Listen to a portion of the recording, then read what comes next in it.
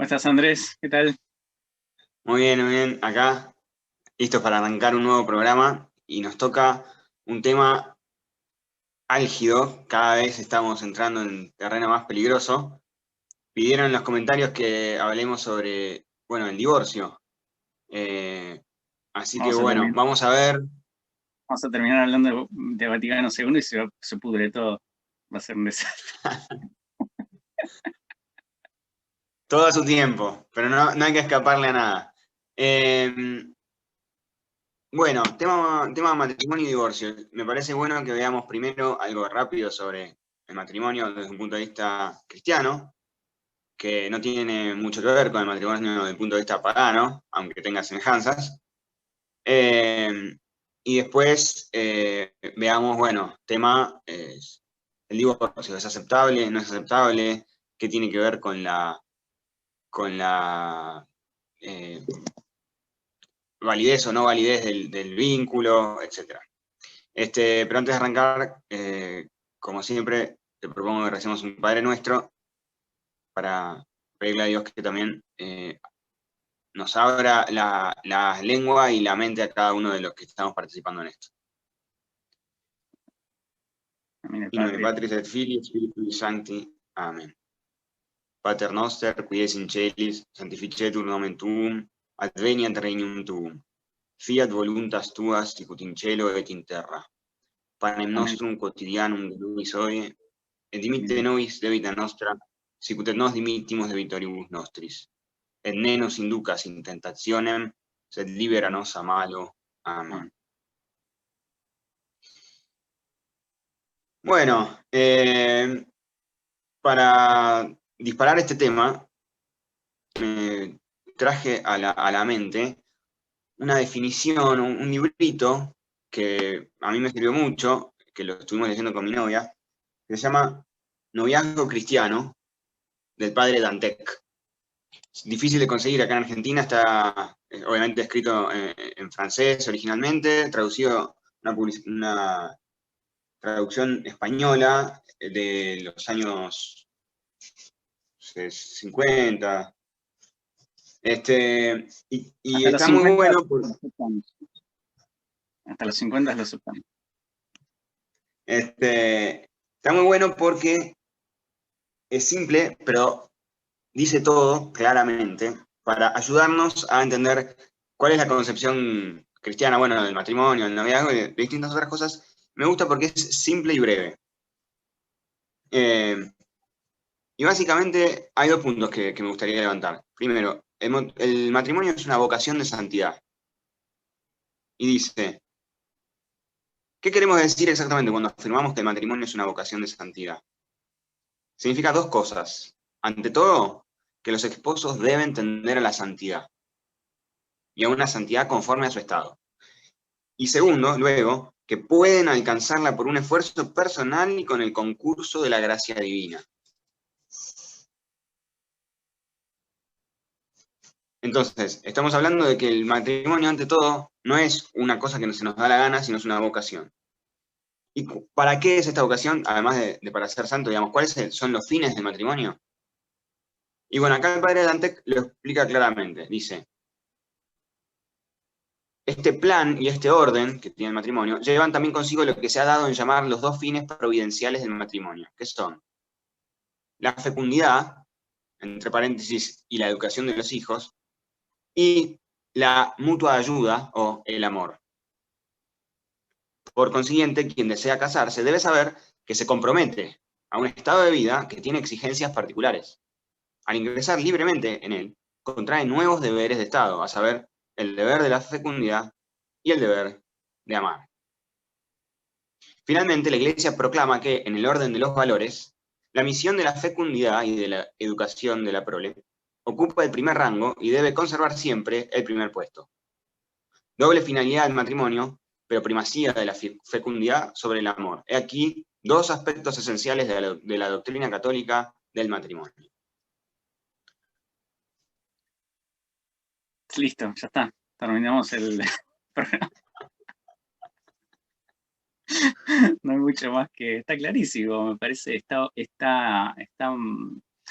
Esto creo que disipa un montón de nociones estúpidas y sentimentaloides de enamoramiento. O sea, primero se mezcla amor con enamoramiento, primer tema Sí. distinto, son dos cosas totalmente distintas.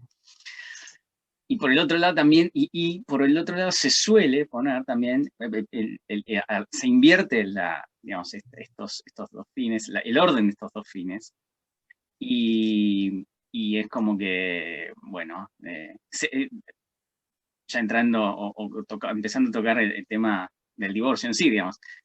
Entra el divorcio o entra la separación porque se acabó el amor, como si eso desapareciera así, como si fuera una cosa así que, como si primero, como si el amor no fuese un acto de la voluntad, con lo cual no se puede acabar o sea, no existe eso, no existe propiamente, se acabó nada, digamos, que es un acto de la voluntad. Y segundo, eh, aunque existía, no fuese así, digamos, aunque no fuese un acto de la voluntad y se acabase, ¿eh?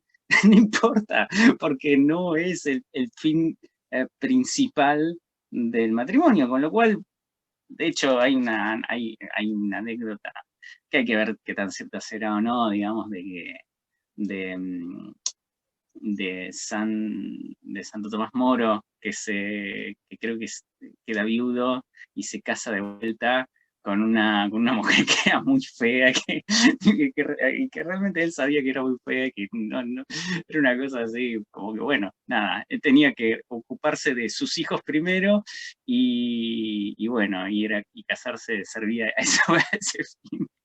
Pero bueno, al margen de la anécdota, digamos, lo importante y lo divertido, digamos, que ilustra la anécdota en cierto sentido, de un modo medio exagerado, pero no menos cierto, es que hay un orden, y ese orden no viene dado por lo que a uno se le ocurre, o por lo que uno siente, o por lo que no sé qué, digamos. Este, esto me parece lo esencial. El principal problema que hay que erradicar de la mente de la gente cuando se habla de matrimonio es, uno, de vuelta, la inversión de los fines, de que el amor es la primera, y segundo, que el amor es una cosa así como que está o no está, y no sé, como el clima, qué sé yo, algo raro. ¿No? Eh, eso me parece dos, dos puntos esenciales como para arrancar a entender de qué estamos hablando. Me parece muy importante el tema que levantaste de confundir amor con enamoramiento, que va de la mano con creer que el amor es un sentimiento. El sentimiento, propiamente dicho, lo que son las mariposas en el estómago, en eso consiste el enamoramiento. Es una situación pasajera que durará, no sé, 6 meses, un año, y después termina. Y ahí el problema está en ese entusiasmo inicial, en qué se basa, cuál es el fundamento por el cual la gente toma decisiones. Y claramente estar enamorado es muy, muy hermoso, es lindísimo estar enamorado, y es hermoso que la persona de la cual estoy enamorado esté enamorada de mí. Ahora bien, el problema es que eso no es una base sólida, no es una base sobre la cual fundar una familia, porque ese sentimiento sí va y viene. Y como vos decís, justamente, invertir los fines, pensar que el objetivo principal del matrimonio es amarnos como en una película romántica, lleva justamente eso, ese sentimiento que necesariamente va a desaparecer por un montón de motivos, tanto físicos como porque también las personas con el paso del tiempo van cambiando y van madurando y van de repente descubriendo nuevos gustos y van haciendo nuevas actividades, etc. Y cuando las personas cambian y cuando el sentimiento pasa, no queda nada, porque no se construyó la casa sobre rocas, sino que se construyó sobre etéreas simbolismos y caricias y gozo, y no se construyó sobre lo más importante, que es el llamado de Dios a ser fecundos, que es básicamente esa invocación primaria que hace Dios a nuestro antepasado Adán. Entonces, de ahí surge muchas veces esta cuestión que está en la cultura, está como decían, las películas románticas que tanto mal hacen, idealizando a los hombres que tendrían que ser la lista enorme de cosas que tiene que ser el hombre para no ser rechazable, y la lista enorme de cosas que tiene que tener la chica para ser bella, atractiva, no sé qué. Y toda esa cuestión completamente superficial engaña a la gente, que le hace creer que teniendo su casamiento, que llega en helicóptero tirando pétalos de rosas ante 700 invitados, va a hacer que eso lleve a ser felices para siempre. Que no tiene nada que ver, una cosa claramente que no lleva a la otra. ¿Qué es el problema de que no tenga que ver? No sé a quién se le ocurriría. Bueno, pero puede ser que haya alguna correlación entre la cantidad de pétalos y la duración del matrimonio, no sé. Habría que estudiarlo, tal vez. Debe haber algún estudio de Harvard que diga algo al respecto. No, bueno, a ver, hay una cuestión que tiene su cierto sentido, en que está bueno que el matrimonio implique renuncias y cosas arduas para afianzar más el vínculo, ¿no es cierto? En un montón de culturas, antes de casarse, el chico o la chica tienen que, no sé, dar la dote o salir y hacer alguna hazaña, etc. Pero una cosa es un rito de pasaje o poner la cara frente a todos y decir, sí, yo voy a hacer esto y si no lo hago, vengan y agárrenme a piñas en la puerta. Y otra cosa es creer que porque hubo una fiesta, porque claro, todo va de la mano del goce. Mientras la estemos pasando bien, la seguiremos pasando bien. Esa es la Claro, idea que subyace, me parece. totalmente. Y aparte, digamos, eso, digamos, desde el punto de vista, digamos, de lo que no es, digamos, de lo que no es esto del sentimiento, digamos, no es nada, digamos, permanente sobre lo cual se pueda construir nada. Digamos. Eso es evidente. Ahora, también es interesante, por el otro lado, que la fiesta, en el caso no la fiesta en sí, digamos, pero sí el rito público, en el caso de los católicos, que es obligatorio, digamos, entre dos contrayentes católicos no pueden casarse en secreto, no pueden casarse en cualquier lado, y no pueden casarse en el parque porque consiguieron un sacerdote que no sé qué, se tienen que casar por iglesia, en una iglesia, y tiene que ver con el tema de que hay un compromiso público, si bien entrando en lo que es el sacramento específicamente, digamos, quienes administran el sacramento son los contrayentes, el sacerdote es un testigo de la iglesia, y de esto se trata un poco el sacramento, no el sacramento, sino, digamos, la liturgia del sacramento, propiamente dicha, que es ese testimonio público del parte de la iglesia, del sacerdote que haga, que, digamos, que presida no que presida, sino que sea testigo del sacramento, y todo lo que viene con la parte, digamos, llamémosle civil, o digamos, o todo lo que tiene que ver con, llamémosle, no civil en términos legal, sino digamos, de todos los preparativos familiares que se quieran hacer, etcétera, etcétera, que tienen que ver con ese compromiso público que uno asume porque estamos hablando de una institución de bien público también. Entonces, y que es parte de la sociedad, y de hecho es una de las cosas que, no sé si es un salmo, creo que era un salmo, digamos, que dice, bueno, que encuentren, que se suele utilizar mucho en los casamientos, justamente porque viene el caso, que es que, bueno, que encuentren que encuentren consuelo en sus amigos, y ayuden a sus amigos, y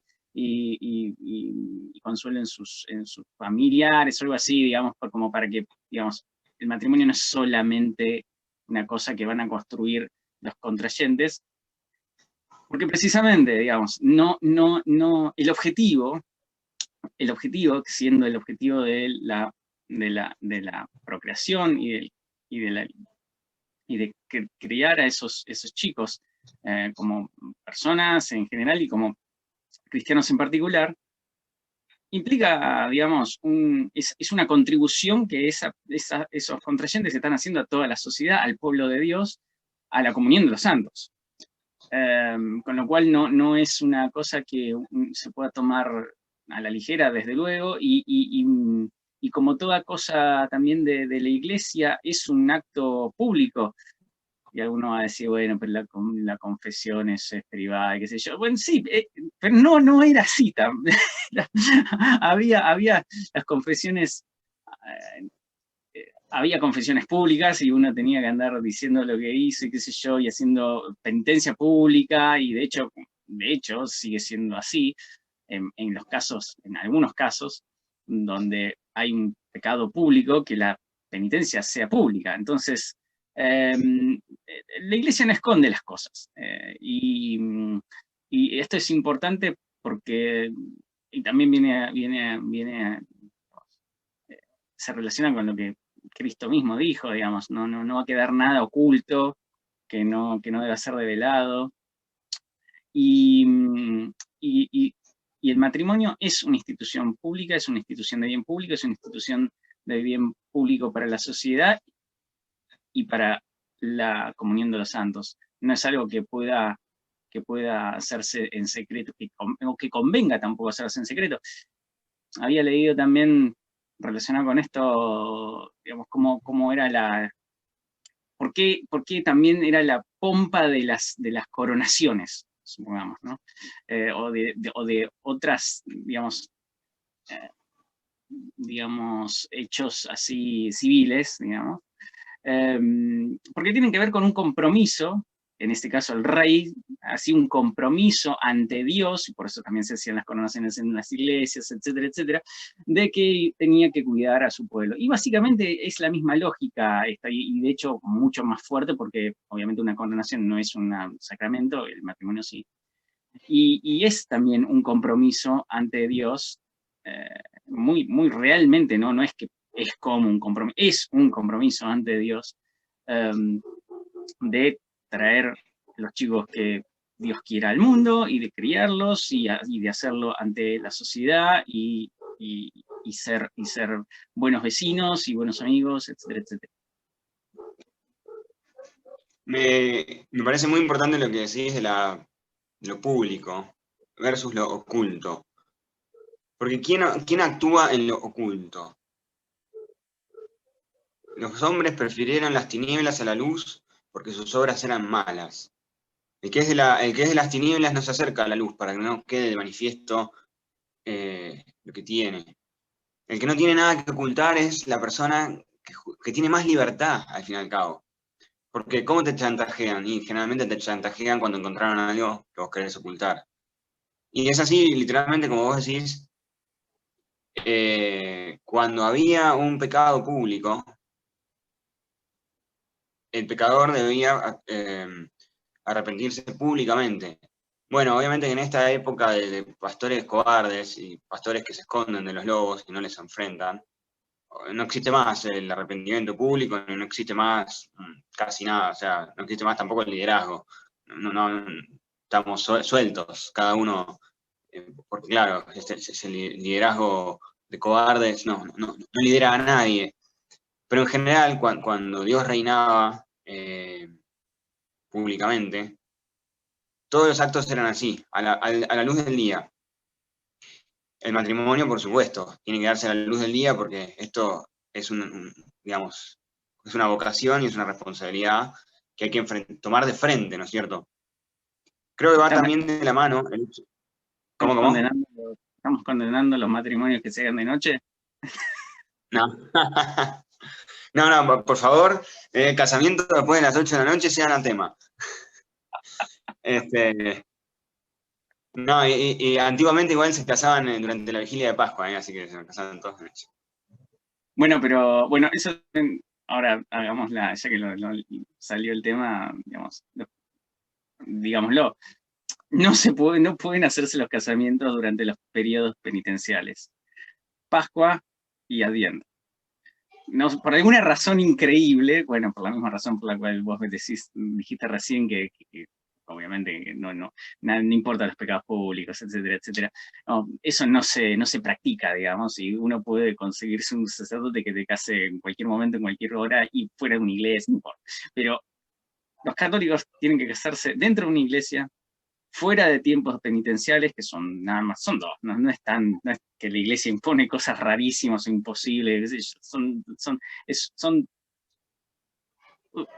a lo sumo 2 meses, 3 meses al año, digamos, lo que el periodo de Pascua, de Cuaresma y el periodo de Adviento. Y dentro de una iglesia, frente a un sacerdote válidamente ordenado, bla, bla. Pero bueno, sí, no es tan, la iglesia no impone cargas tan onerosas nunca a nadie, digamos, ¿no? Pero bueno, te interrumpí ahí con eso, sigamos. No, está bien. Ahora bien, podemos continuar la conversación por distintos ámbitos. Viendo que mucha gente entra al matrimonio sin tener idea de lo que está haciendo, y viendo toda esta situación de gente que se casó porque su sueño era entrar vestido de traje y recibir a la novia, etc. Hay de repente una especie de explosión de nulidades matrimoniales, que es un tema que va necesariamente, intrínsecamente atado al divorcio, porque algunos dicen que es el divorcio católico, otros dicen que no es el divorcio católico, sino que es otra cosa. Así que me gustaría que nos expliques qué es esto de la nulidad y cómo funciona, y que mañana si me peleo con mi mujer puedo ir a pedir la nulidad, o cómo es. Sí, bueno, está bueno primero hacer la distinción. En primer lugar, digamos, nulidad significa lo que significa, que es que no pasó lo que se supone que estamos hablando que pasó. No es que se desata se deshace lo que se hizo, sino que se reconoce que no se hizo en primer lugar lo que se dice que se había hecho. Es como, la nulidad implica el reconocimiento de que no hubo matrimonio. Eso es propiamente la nulidad. Y para hacerlo, así como se hace públicamente, también debe haber un decreto público de la Corte que hace las nulidades en la iglesia, que es lo que hace, para que eso se proclame como tal. No es que los contrayentes pueden decir que no hubo matrimonio y declarar que fue nulo lo que hicieron. No. Esto requiere un descubrimiento por parte de la Corte correspondiente, un proceso de descubrimiento de si realmente hubo o no matrimonio, y en el caso en que se descubra que no lo hubiera habido, bueno, se declara la nulidad. Y entonces, bueno, básicamente las personas, los antiguos contrayentes, los supuestos marido y mujer, ya no lo son más porque en realidad nunca lo fueron. Eso por un lado, desde el punto de vista eclesial, es lo que propiamente es una nulidad. Ahora, lo que estamos viendo actualmente, desde los últimos 50 años, más o menos, es una multiplicación de nulidades que básicamente, a todo efecto práctico, sí es un divorcio católico, entre comillas, no existe tal cosa, digamos, pero a efecto práctico, lamentablemente lo es. Porque básicamente los contrayentes fue el amor, no sé qué, se pelearon, uno está loco, uno perdió el trabajo, se enfermó y qué sé yo, o digamos, cualquier vicisitud, o ninguna, hay muchísimos casos donde no hay ninguna vicisitud, digamos, que uno pueda, digamos, razonablemente decir, bueno, qué cruz increíble, excepcional, que requiere un héroe. No, se trata de la más adolescente estupidez, y que, justamente como estábamos hablando, carente de liderazgo y en general también carente de buena formación, estas cortes sellan papeles de nulidad como si fueran empleados públicos que sellan trámites de cosas, y depende de cuánta plata tengas, puede ser que sea más rápido o menos rápido, y si sos amigo del obispo o del sacerdote, y etcétera, etcétera. Digamos, acá lamentablemente hay que decirlo, digamos, acá hay un entramado de corrupción, de falta de formación por parte de los contrayentes o de los supuestos contrayentes o lo que sea, y de las cortes y de los sacerdotes, y etcétera. Y también, justamente eso también lo vemos de modo flagrante en los cursos de preparación matrimonial, que son absolutamente ridículos en general. Lo cual nos lleva a este punto, nos lleva al punto donde básicamente cualquiera casado por iglesia, con un poco de persuasión, y ni siquiera mediando esa corrupción, que a veces la hay, y sin mucho, digamos, sin mucha malicia o inteligencia en los argumentos, puede simplemente pedir la nulidad y en general obtenerla, lo cual es absolutamente ridículo. ¿Por qué? Porque si bien, como bien vos decís, mucha gente llega al sacramento del matrimonio sin saber muy bien lo que hace, no por eso hace necesariamente inválido el matrimonio. ¿Por qué? Porque si bien el matrimonio es un sacramento, es primero que nada una institución de orden natural que no tiene mucho misterio, y que realmente es una cosa de que, bueno, dijiste que sí, sí, si dijiste que no, es no, y sabés lo que estás diciendo, porque las palabras dicen, pues van a estar juntos en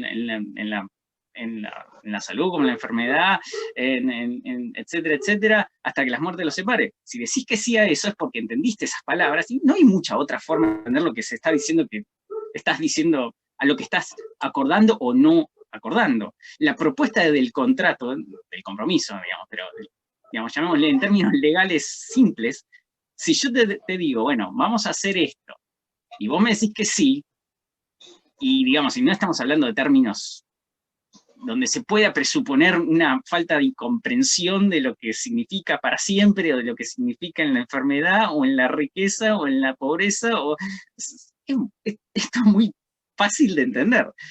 Y si decís que sí a eso, bueno, se supone que podés decir que sí a eso, y no hay mucha vuelta, digamos. Entonces, hay algunos casos donde realmente hay nulidades, sí, por supuesto, siempre los ha habido, pero el porcentaje relativo de esas nulidades reales respecto del total ha sido siempre la que ha sido siempre, hasta hace 50 años, o 60, lo que sea. Era un caso cada... No recuerdo, en algún lado están las estadísticas, después si podemos, los ponemos en las notas del video. Eran ínfimas, muy, muy, muy pocos. Porque realmente es muy, muy, muy raro que una persona que diga sí a una cosa así, no entiende lo que está diciendo, y evidentemente ahí hay un problema psiquiátrico, algún problema justamente algún problema que haga imposible la libre elección de esas personas. Y de vuelta, para una cosa así, ni siquiera estamos hablando de un problema psicológico en general. Puede haber problemas psicológicos muy graves que sí, pero en general un problema psicológico más o menos problema psicológico de psicólogo normal, llamémosle. A ver, seguís siendo libre. A ver, no sos un drogadicto que no tiene la capacidad en el caso de que no sean drogadictos, ¿no? Pero bueno, donde no tiene la capacidad de elegir una cosa o la otra. Pero en general, sí. Y habiendo esa capacidad de elegir libremente, entonces el consentimiento existió, y si se consumó y se consintió, y ya está, y no hay mucho más que hacer. Entonces, este es el primer punto, estos son varios de los puntos que hay que hablar cuando estamos hablando de nulidad. Es rarísima, porque son rarísimos los casos en los que uno puede genuinamente decir que hubo un impedimento de la libertad que haya hecho imposible la libre elección. Habiendo libre elección, elegiste lo que elegiste, y ya está. Y si después te arrepentís, es tu problema. Realmente suena, ¿cómo puede ser que uno no puede? Sí, es tu problema, realmente es así. O sea, es lo mismo que el pecado, es lo mismo que cualquier cosa. Si pecaste, y las consecuencias son la pena temporal y la pérdida de la gracia, etcétera, etcétera. Y bueno, y es como es, o sea, sí, podés confesarte y podés recuperar la vida de la gracia, y podés recuperar o disminuir esa pena temporal. Para eso están las indulgencias plenarias o, o parciales o temporales, pero, pero lo que hiciste, lo hiciste. Y no se puede deshacer. Este es el punto. La nulidad implica que se deshace, que nunca pasó lo que pasó. Y eso, no, en general, en la realidad, no es así, nunca. Claro, eso que vos decís de el divorcio, entre comillas, la nulidad, vista como divorcio, como paliativo de haber cometido un error, un cambio de sentimientos, es algo que levanta Tolkien en una carta a su hijo, cuando habla también sobre matrimonio, etc. Gran carta. Bueno, hay que ponerla es muy buena esa carta. Es buenísima, es buenísima. Y claro, lo que decía es que la concepción que tenemos en la cultura, incluso en esa época, mediados del siglo XX, era que, claro, vos buscás a tu media naranja. ¿Y quién es tu media naranja? Y la señorita físicamente atractiva que se te aparece en el primer momento. Bueno, te casás, pero claro, después puede aparecer otra que sea más físicamente atractiva. Quizá pasaron 20 años y de repente cayó una que vos no conocías, o tu esposa de repente, bueno, no sé, envejeció como vos, pero, ¿y qué pasó? Ahora encontraste una que es más atractiva. ¿Y qué vas a hacer? Acá viene la llave de todo. Ah, el divorcio, listo. Pim, pam, pum, 3 papeles. Y ya vuelvo a estar con lo que yo creo que es mi media naranja. Y así una y otra vez. Porque claro, las medias naranjas basadas en esas premisas de atracción física son infinitas y duran muy poco tiempo. En cambio, y lo que me parece fabuloso de lo que dice Tolkien es que la correcta es la mujer con la que estás efectivamente casado. ¿Por qué?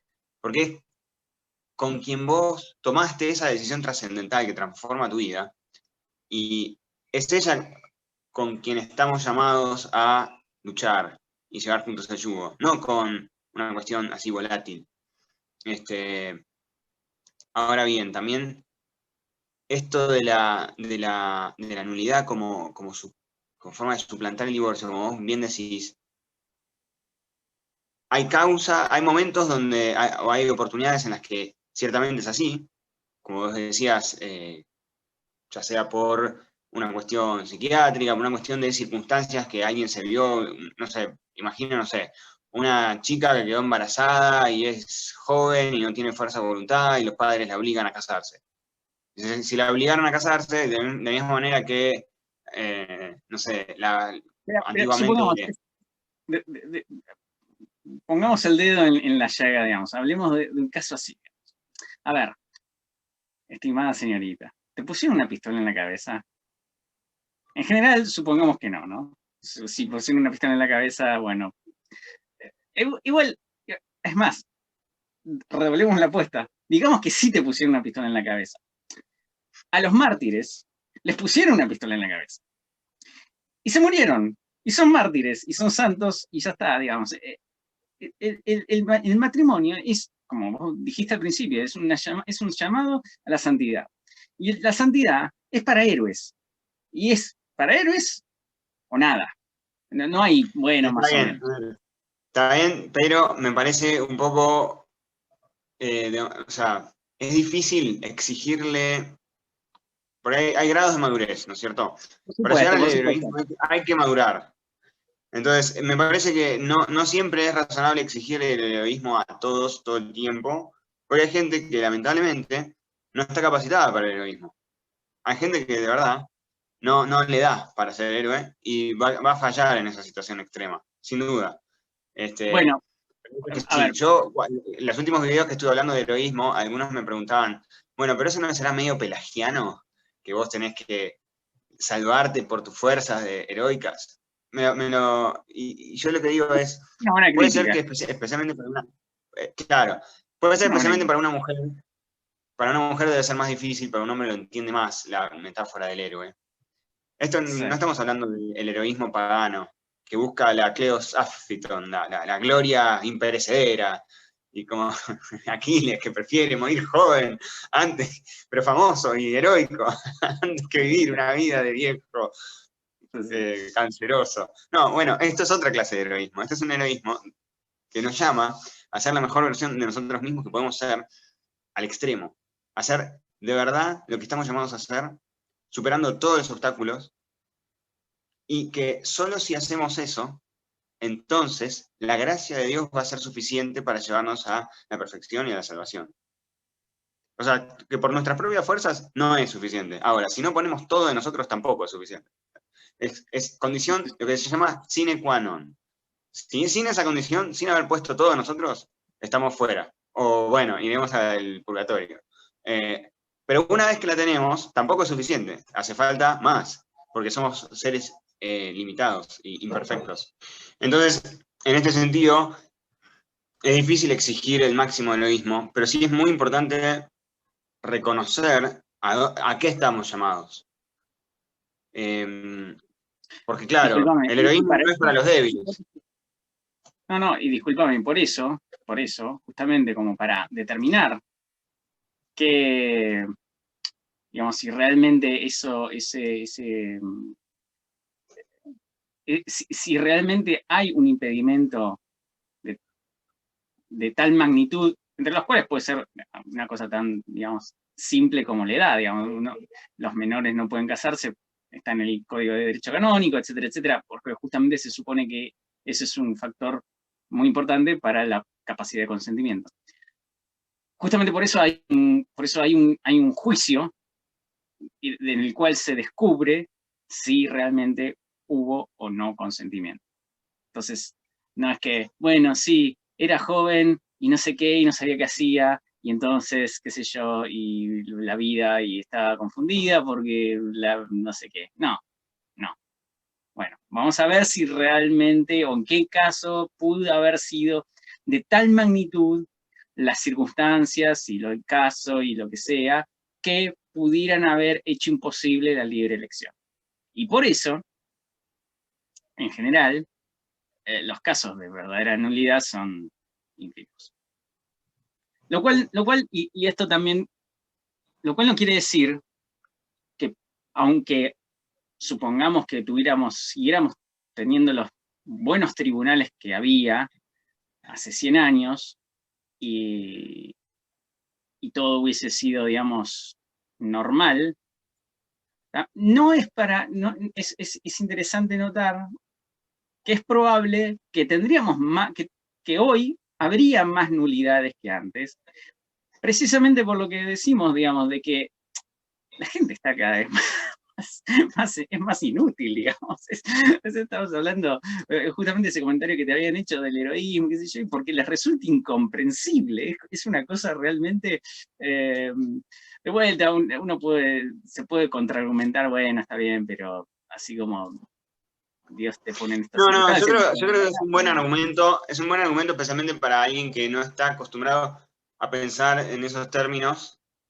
Son términos que son más masculinos que femeninos principalmente, y aparte son términos no comunes, porque no estamos en general convocados a una vida ardua, no estamos convocados a una vida de heroísmo.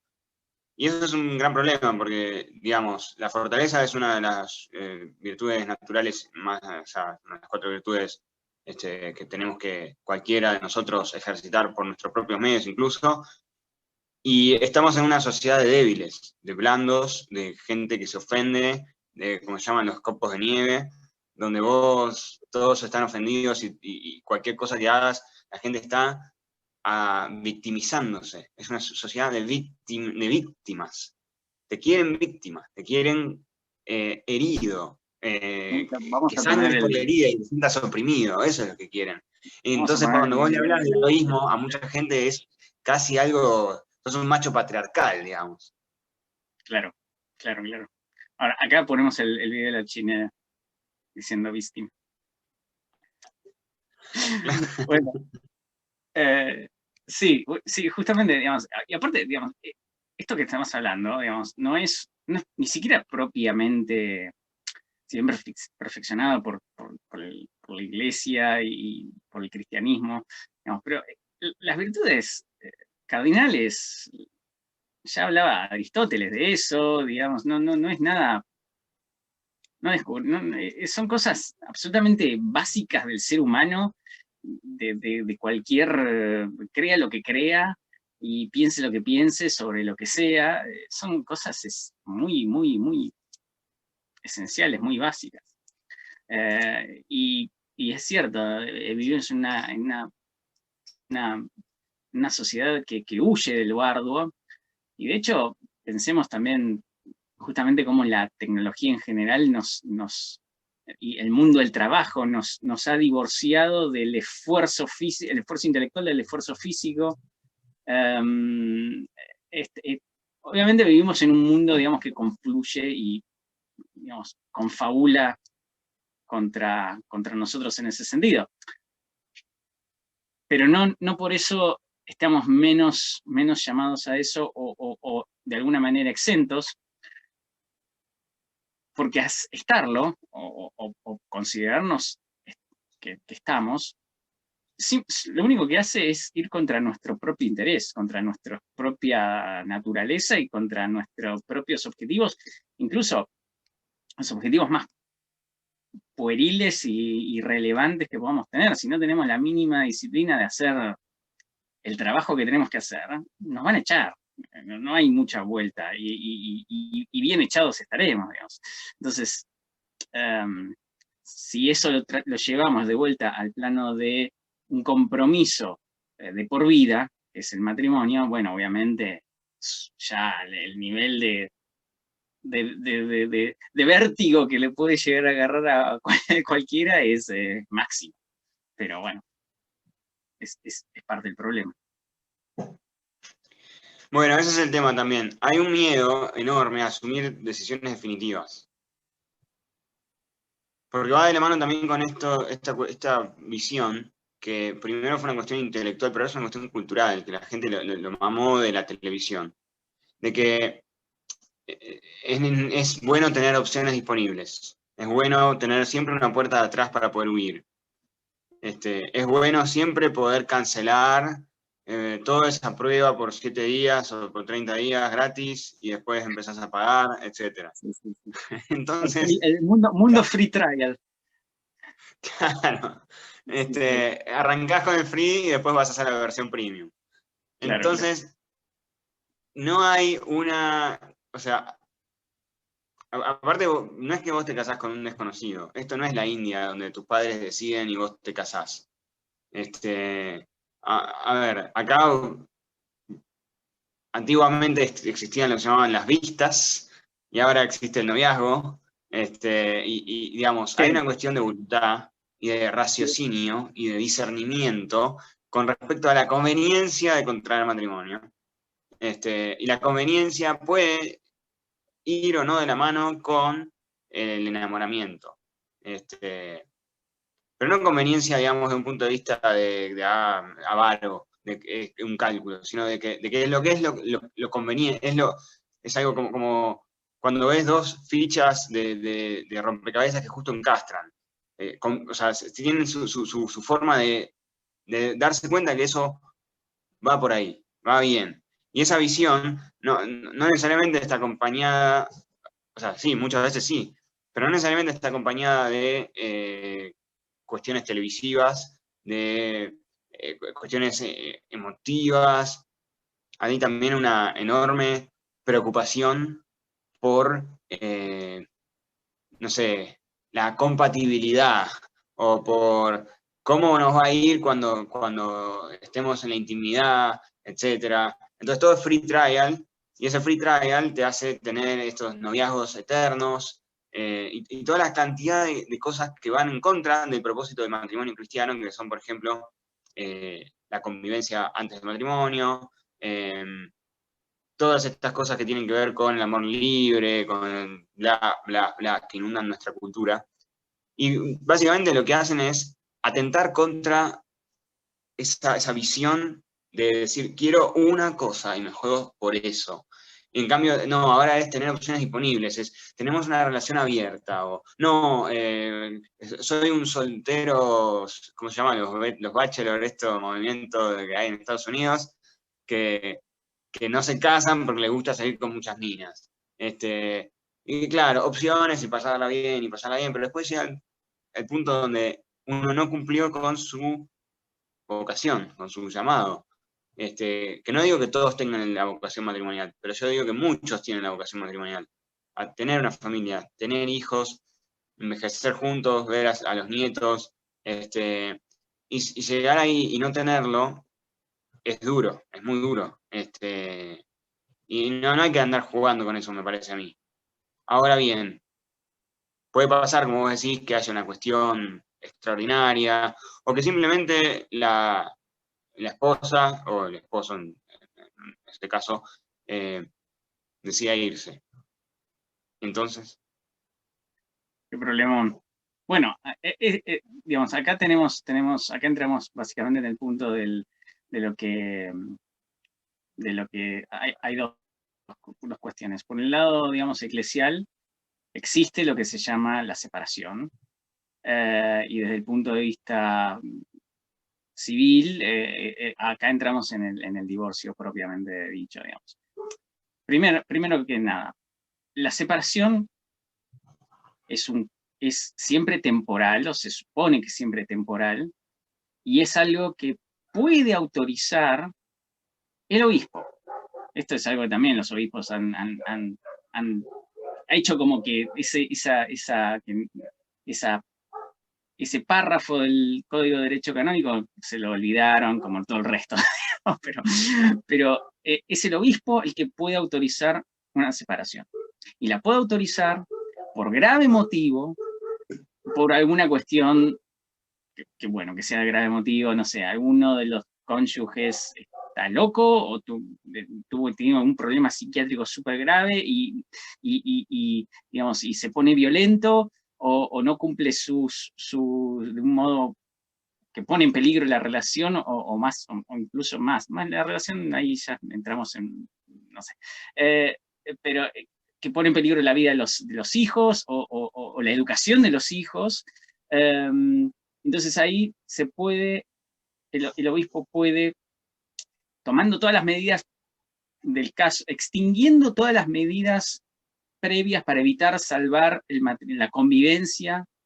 El matrimonio, digamos, primero, en estos casos, el matrimonio existe. No estamos hablando de nulidad, el matrimonio existe y va a seguir existiendo hasta que la muerte los separe. Entonces, primer punto. Se volvió loco, está enfermo, perdió trabajo, no sé qué, no importa. Cero. Cero importa a la existencia del matrimonio y su subsistencia. Su subsistencia termina con la muerte de uno o los dos. Nada más. Entonces, todos estos casos extraordinarios que impliquen un peligro grave para uno de los dos o los hijos, deben tratarse de subsanar de la mejor manera posible. El que tiene que hacer eso, el que tiene que autorizar eso, es el obispo. Y no, digamos, no pudiéndose subsanar en un cierto tiempo, etcétera, etcétera, todo esto está en el Código de Derecho Canónico, ¿no? Se me ocurre a mí. Se puede autorizar la separación, o sea, el vínculo permanece, de vuelta, sigue existiendo el matrimonio, pero pueden vivir separados, y de vuelta se supone siempre por un tiempo acotado, hasta que se pueda recuperar la vida en común. Eso por un lado. Entonces, a lo sumo, en un caso de extremo, súper extremo, de cualquier tipo, que pueden ser de infinito naturaleza, digamos, pero supongamos, de vuelta, uno se vuelve loco y le pega al otro, o le pega a los chicos, o pone en peligro la educación cristiana de los hijos, y no sé, cosas muy, muy, muy graves. Bueno, se puede autorizar una separación temporal, siempre es temporal. Y el divorcio, digamos, civil, entonces, en realidad, digamos, no se puede permitir ni en estos casos. ¿Por qué? Porque el divorcio primero implica reconocer que el matrimonio existió y reconocer que se puede disolver antes de la muerte, lo cual no puede pasar. Eso no existe. Y por el otro lado, además, se supone que un divorcio es definitivo. Ha habido casos de gente que se divorcia y se vuelve a casar Pero bueno, hay de todo en la viña del Señor, no importa. Con lo cual, digamos, el divorcio civil es inaceptable para un católico bajo cualquier punto de vista, porque a lo sumo, lo máximo que puede llegar, a lo máximo que puede llegar es a una separación bajo la autorización del ordinario que tenga jurisdicción.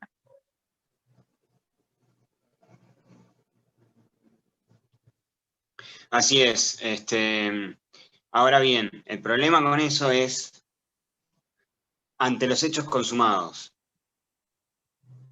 Porque creo que es bueno reconocer y alabar y apoyar y acompañar a... Bueno, creo que conocemos cada uno distintos casos de amigos que se casaron, tuvieron sus hijos y por alguna razón o por otra su esposa los dejó y permanecen fieles al vínculo. ¿Por qué? Uno puede decir, están locos, no entendieron nada. Y la sabiduría humana va a decir eso.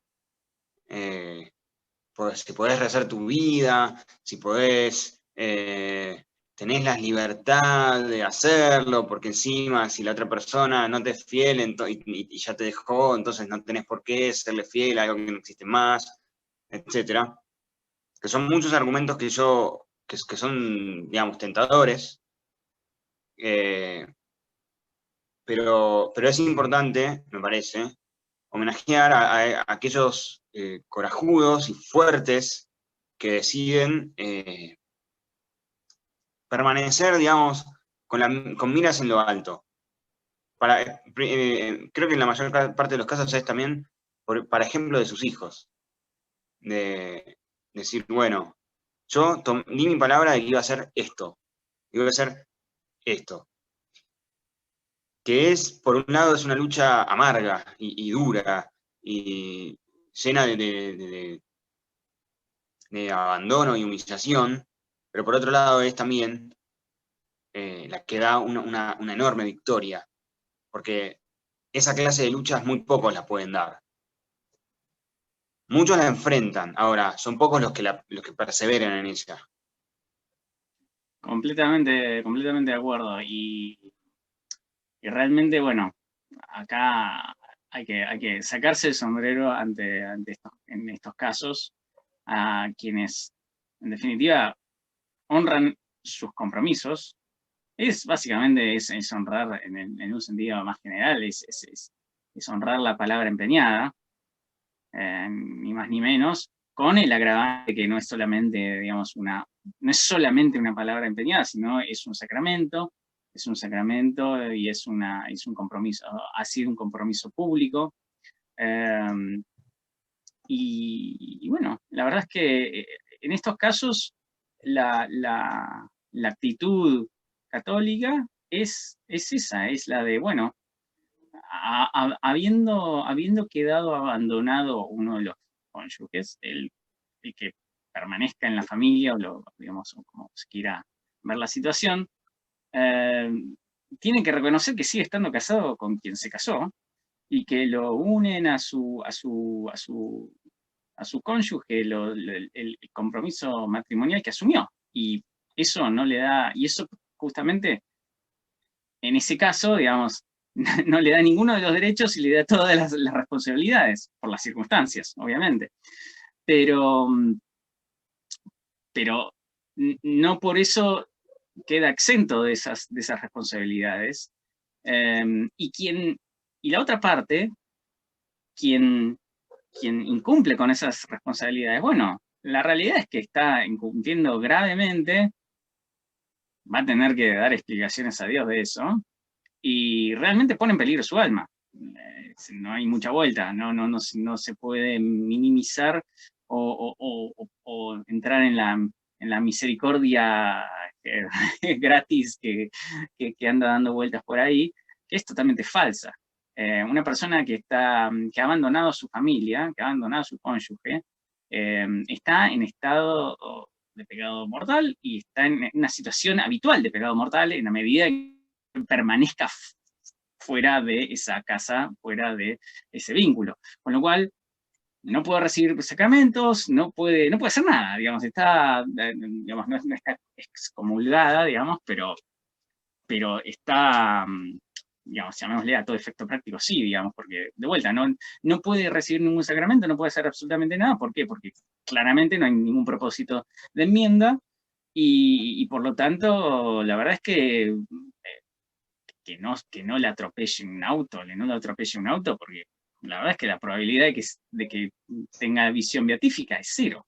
Entonces, realmente esto es importante, si por lo menos, si no a quienes pudieran llegar a considerar una situación así o lo que sea, si no los mueve, digamos, el honor humano o el compromiso adquirido, o el amor, o los hijos, o lo que sea, que por lo menos los mueva el miedo al infierno, que suele ser bastante efectivo en algunos casos, o era efectivo cuando la gente creía en el infierno.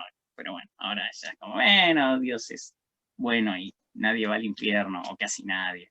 Y si van, después al final salen igual, o algo así. No sé. Bueno, todo eso obviamente es falso. Y es importante tenerlo muy presente, porque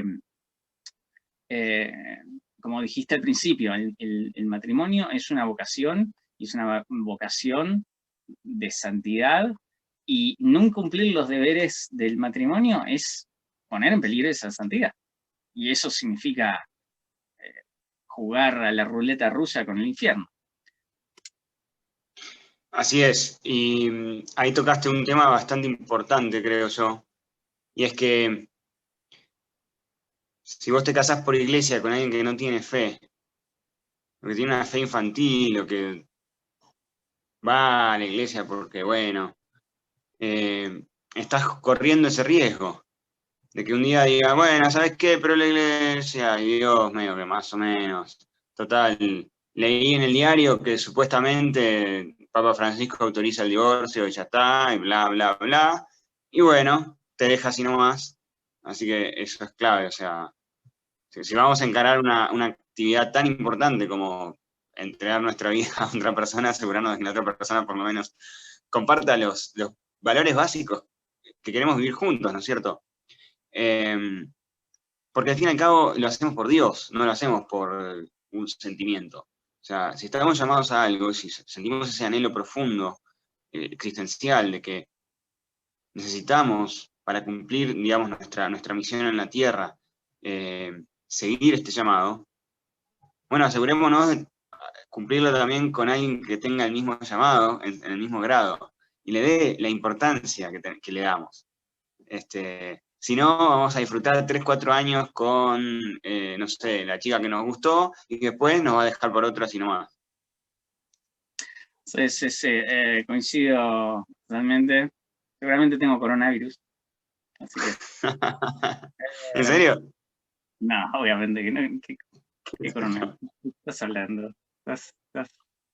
No, acá no se cree en conspiranoia. No, acá no queremos en conspiraciones.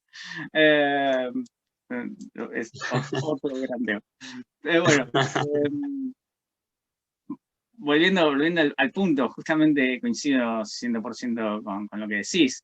A ver, a veces tomamos decisiones personales de modos absolutamente irracionales, con los que, a ver, no haríamos un kiosco con las formas de pensar con las que a veces tomamos decisiones personales que tomamos. No haríamos ni el negocio más chico, irrelevante y estúpido del mundo con esa forma de actuar o de pensar o de encarar las cosas. Lo cual es prueba lo irracional y lo demencial de esas decisiones. Y lo mismo vale en actividades más grandes o políticas. ¿Cómo puede ser que el movimiento pro vida no logró? Bueno, a ver, el movimiento pro vida o muchas de estas cosas, digamos, el movimiento contra, en su momento, hablando del divorcio, ¿quién promulgó el divorcio? Alfonsín. Antes lo hizo y lo deshizo Perón. Bueno, obviamente siempre hubo también una cierta oposición de cierto grupo, entre medio tímido y medio estúpido, justamente, y eso es medio tímido y medio estúpido porque uno no piensa realmente como si quisiera realmente lograr lo que quiere lograr. Si nosotros queremos realmente lograr lo que queremos lograr, tenemos que maximizar las chances de lograrlo, lo cual es evidente, pero evidentemente no hacemos eso en general. Entonces, si queremos maximizar la chance de que no nos divorciemos, de que no haya nulidad, de que no haya separación, de que, digamos, que sea un matrimonio exitoso, y un matrimonio exitoso es un matrimonio, digamos, que tiene los hijos que Dios le dé y que esos hijos, digamos, son criados e incorporados a la comunión de los santos. Si lograste eso, bien, lograste un matrimonio, tenés un matrimonio exitoso. Si no lograste eso, no importa cuánta plata juntaste, no importa cuántas veces te fuiste de vacaciones, no importa los felices y los hermosos momentos, eso es absolutamente irrelevante. Entonces, si queremos lograr eso, si ese es el objetivo, y por eso también volvemos al primer punto, digamos, del orden de los objetivos. Esto tiene un orden. Digamos, si hay solamente una cosa puede ser la principal, por definición. Y esto va muy en contra de la revisión, digamos, entre comillas, a nivel pastoral de lo que es el matrimonio y de la preparación matrimonial, de que bueno, no, importante es la comunión de los... Sí, debajo de todo lo que dijimos. Si queremos lograr eso, tenemos que actuar de modo tal que estemos apuntando a eso. Si el 50% del matrimonio no piensa eso, o no está de acuerdo con eso, o no tiene la misma convicción, o no tiene la misma, digamos,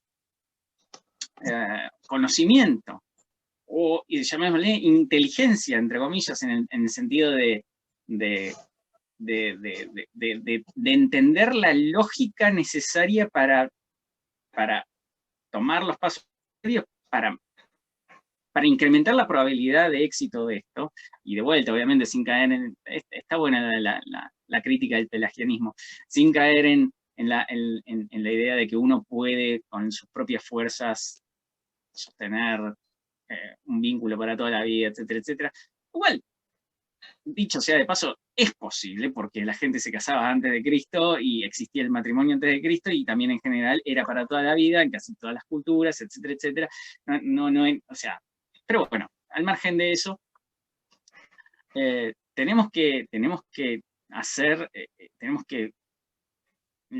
encarar ese proyecto de vida común del modo más razonable posible, y obviamente, por eso suelen ser muy problemáticos los matrimonios mixtos, donde uno tiene una creencia y el otro otra, o ninguna, o lo que sea.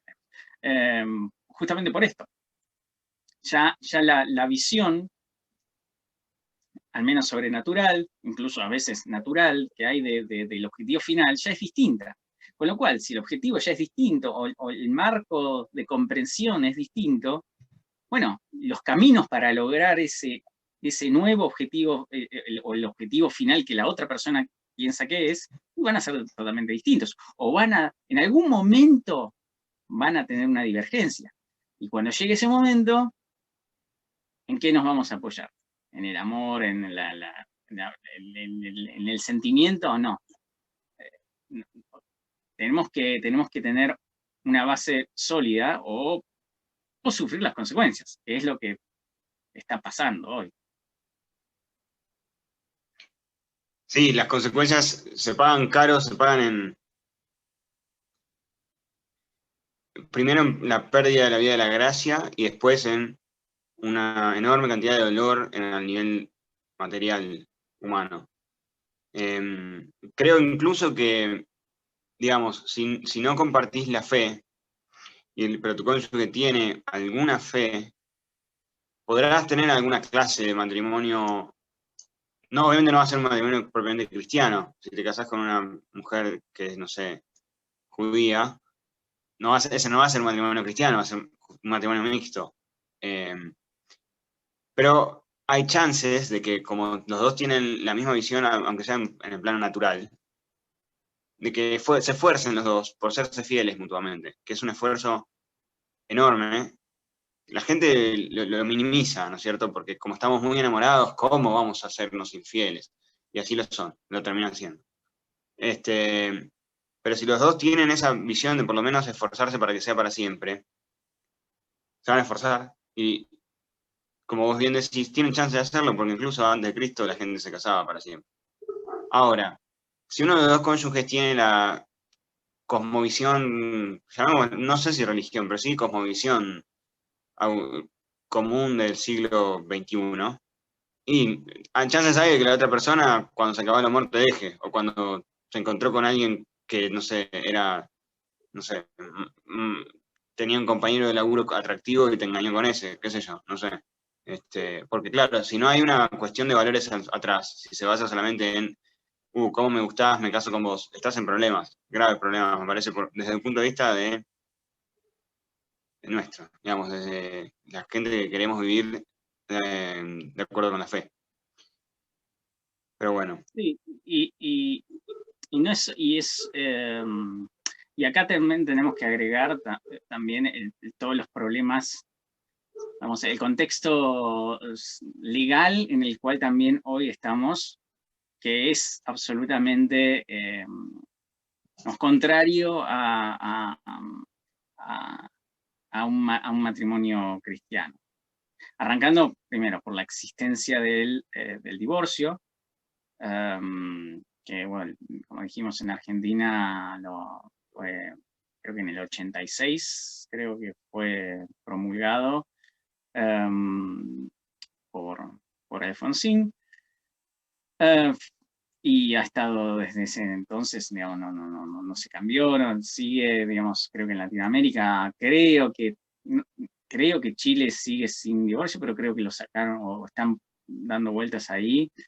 Y creo que fuera de eso, Latinoamérica, todos los países tienen divorcio y bueno, en todo el mundo prácticamente creo que en la mayoría de los países existe.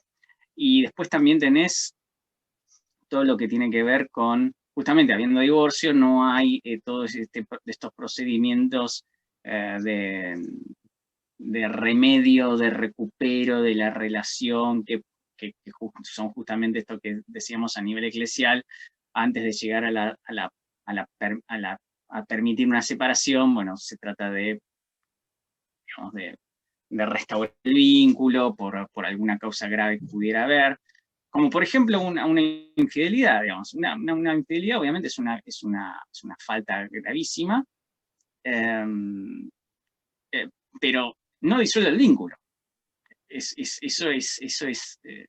La gente no quiere ver eso porque es como que, bueno, se considera una falta tan grave, o mucha gente la considera una falta tan grave que eso le da permiso al otro para hacer lo que quiera o para presuponer que el vínculo ha sido disuelto o que nunca existió, lo cual es falso. Lamentablemente, lamentablemente es así. Es una ofensa terrible hacia quien la sufra, y obviamente, y por eso justamente el obispo debe, o el ordinario, quien corresponda, debe tratar de remediar esa situación, y obviamente con la gracia y el perdón mutuo y la gracia de Dios se puede llegar a restablecer, etcétera, etcétera. Pero obviamente estamos hablando de una cosa muy grave. Pero aún habiendo esa cosa muy grave, el matrimonio existe, y eso significa que no se puede dar por inexistente. Y sin embargo, a nivel legal, bueno, ahora antes, hasta hace un año o dos, teníamos que probar una causa para el divorcio. Lo cual, de alguna manera, era un pasito más en el campo de lo razonable, aunque esté mal. Pero hoy ya no tenemos ni eso. Hoy el divorcio express permite que cualquiera se divorcie por cualquier motivo, sin motivo, ese es el tema. Con lo cual, bueno, hace, digamos, los incentivos legales, o el contexto legal en el que está todo esto inmerso, inevitablemente, nos querramos o no, incluso muchos, creo que muchos obispos piden para hacer el casamiento por iglesia, el casamiento civil previo, lo cual está mal. No sé de dónde sacaron eso, porque no está escrito en ningún lado y no tiene nada que ver, y la iglesia no tiene por qué pedirle eso a un fiel. De hecho, un fiel podría no casarse civilmente a los ojos de Dios. Bueno, se puede argumentar que Dios, que hay una, digamos, una autoridad civil, pero, digamos, en el contexto actual eso es muy debatible, digamos. Pero al margen de ese debate, que es razonable, el contexto legal hoy está claramente en contra del matrimonio, incluso con medidas, llamémosle, pro familia, como todas las asignaciones, la asignación universal por hijo. La asignación universal por hijo es una bomba atómica a la familia. ¿Por qué? Porque le permite en general a la madre seguir manteniendo a sus hijos disponiendo del vínculo con el padre. Con lo cual, lo que sucede es lo que se ve en muchos casos donde son recipientes de estas asignaciones, familias ensambladas o madres de muchos hijos de distintos padres que van acumulando planes y da lo mismo. Entonces, esos incentivos naturales que antes había, el incentivo, digamos, de la mantención, el incentivo de las complicaciones legales, todo eso ya no existe más. Entonces, ni siquiera vos decías, bueno, aunque sea en un plano natural, si uno más o menos tiene una idea de que un matrimonio es un matrimonio, puede más o menos ir. Y hoy es cada vez más difícil eso. Hoy, aún teniendo esa idea más o menos natural de matrimonio, en el contexto natural, legal, económico en el que estamos, eso es claramente contrario al vínculo. Sí, así es. Me dejaste pensando en esa situación cruel, ¿no es cierto?, donde por todos los medios se invita a disolver la unión, y bueno, especialmente después de una infidelidad, está la tentación de hacer lo contrario y de volver mal por mal. Y eso ya es detona completamente cualquier resabio, cualquier posibilidad de recuperar la situación previa. Y bueno, qué coraje y qué fortaleza de esos amigos y conocidos que se han hecho cargo de sus hijos mientras la persona con la que estaban llamados a pasar el resto de su vida se iba, abandonaba la casa. Esos son claramente ejemplos de coraje, ejemplos de fortaleza y de resistir y de ser hombre. Creo que Claramente. también hay que aprender de esos ejemplos. Bueno, desde luego, y acá tenemos que tener en cuenta incluso a veces la etimología da algunas pistas de las cosas. O sea, estamos hablando de cónyuges, comparten el yugo, o sea, etimológicamente es eso, el ser cónyuges. Entonces, y es una cruz, como cualquier otra cruz, como todas las otras a las que estamos llamados cada uno, dada su vida, y etcétera. No y obviamente es un estado, no es, o sea, no es estrictamente una cruz, digamos, es un estado, entonces tiene su aspecto de cruz y tiene su aspecto digamos, tiene su aspecto de consolación y su aspecto de desolación. Y a veces, en estos casos, como bien vos decís, bueno, la verdad es que privada de privados de cualquier consolación, solamente queda una desolación. Y realmente eso tampoco se puede minimizar o se puede eh, dar por, o tratar de decir, bueno, que no pasó o lo que sea, digamos, no, es así, y realmente hay que aplaudir a las personas que, que sufren estos casos y que sin embargo permanecen de vuelta fieles al vínculo, fieles a sus esposas o a sus maridos, porque lo siguen siendo. Y si el esposo o la esposa, por el contrario, decide no ser fiel a ese vínculo, bueno, problema de ellos, la realidad es esa. Van a tener que dar una muy buena explicación cuando se mueran, no sé qué van a decir, pero sí, por el contrario, los que sí permanecen fieles podrán enfrentarse a su juicio con, con ese pequeño martirio a su favor. Realmente es, bueno, pequeño y no tan pequeño, digamos, pero en el sentido de que no es un martirio, digamos. No, pero qué buena palabra. Podemos decir que es un martirio. Es un martirio, digamos, porque, volviendo a lo que vos decías de pensar etimológicamente, el mártir es el testigo, dan testimonio. Ellos dan testimonio heroico de Sí. esta verdad, de este llamado. Así que bueno, me gustaría, en homenaje a ellos, en cada uno de los ejemplos concretos que conocemos, y para concluir, si te parece, rezamos una Ave María por ellos. Perfecto. Amén, Padre, Filio, Spiritus Sancto. Ave María, gracia plena, Dominus tecum, benedicta tu in mulieribus, benedictus fructus ventris tui, Jesús. Sancta María, Mater Dei, ora pro nobis peccatoribus, nunc et in hora mortis nostre. Amén. Amén, Padre, Filio, Spiritus Santo. Bueno, hasta la próxima. Hasta la próxima, sí, a todos los televidentes, no olviden de suscribirse, poner me gusta, compartir. Estamos haciendo esto obviamente para que fructifique y ayude a nuestros amigos, conocidos y todas las personas que le podamos colaborar. Así que no dejen de compartirlo. Adiós. Adiós.